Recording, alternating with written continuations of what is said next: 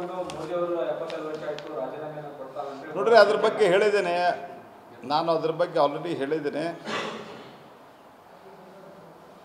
ಅದು ಒಂದು ಯಾವುದೋ ಜನರಲ್ ಇದರಲ್ಲಿ ಮಾತನಾಡಿದ್ದು ಲಿಂಕ್ ಮಾಡ್ತಾ ಇದ್ದಾರೆ. ಹಾಗಾಗಿ ಅದ್ರ ಬಗ್ಗೆ ನಾನು ಈಗಾಗಲೇ ಪ್ರತಿಕ್ರಿಯೆ ಕೊಟ್ಟಿದ್ದೀನಿ. ಅದನ್ನು ಬಿಟ್ಟು ಬೇರೆ ಏನಾದರೂ ವಿಷಯ ಇದ್ದರೆ ಹೇಳಿ.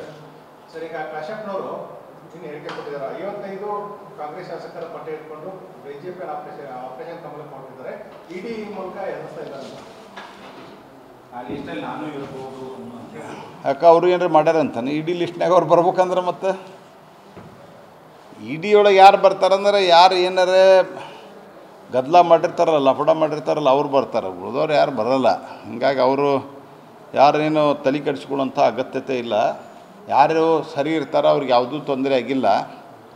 ಹಾಗಾಗಿ ಎರಡನೇದ್ದು 55 ಮಂದಿ ಅಂತ ಹೇಳೋದು ಇದು ಡೈವರ್ಟ್ ಮಾಡೋ ತಂತ್ರ ಇದೆ.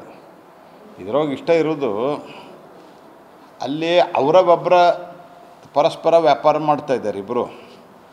ಡಿ ಕೆ ಶಿವಕುಮಾರ್ ಅವರು ಮತ್ತು ಮುಖ್ಯಮಂತ್ರಿಗಳು ಅವರ ವ್ಯಾಪಾರ ಮಾಡಲಿಕ್ಕೆ ಶುರು ಮಾಡ್ಯಾರ. ನನ್ನ ಕಡೆ ಇರು ಅಂಥೇಳಿ. ಮೊನ್ನೆ ಸಿದ್ದರಾಮಯ್ಯನವ್ರು ಏನು ಹೇಳ್ಯಾರ, ಅವ್ರ ಹತ್ರ ಅವ್ರಿಗೆ ಭಾಳ ಬೆಂಬಲ ಇಲ್ಲ ಶಾಸಕರದು ಅಂತ. ಅದಕ್ಕಿಬ್ಬರು ಒಬ್ಬರಿಗೊಬ್ಬರು ಬೆಂಬಲ ಕ್ರೋಢೀಕರಿಸಲಿಕ್ಕೆ ತಮ್ಮಲ್ಲಿರುವಂಥ ಮನಿ ಪವರನ್ನು ಉಪಯೋಗ ಮಾಡ್ತಾಯಿದ್ದಾರೆ. ಹಾಗಾಗಿ ಅವರವ್ರೊಳಗೆ ಬಡದಾಡೋ ಮುಂದೆ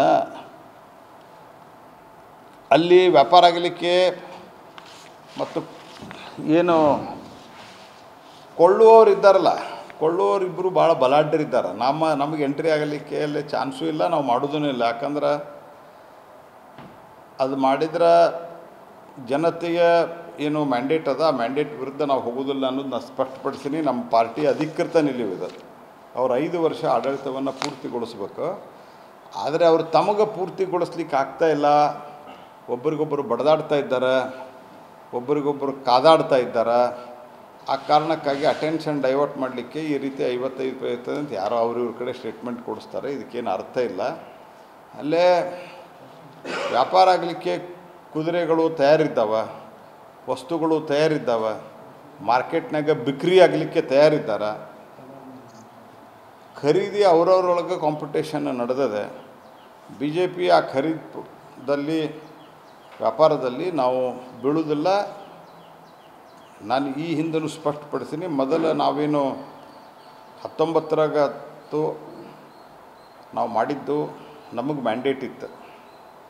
ನಾವು ಸಿಂಗಲ್ ಲಾರ್ಜೆಸ್ಟ್ ಇದ್ವಿ. ಸಿಂಗಲ್ ಲಾರ್ಜೆಸ್ಟ್ ಅಂದರೆ ಅದೇನು ಸ್ಮಾಲ್ ಗ್ಯಾಪ್ ಇರಲಿಲ್ಲ. ಆದರೆ ಸರ್ಕಾರ ರಚಿಸಲಿಕ್ಕೆ 9 ಗ್ಯಾಪ್ ಇತ್ತು.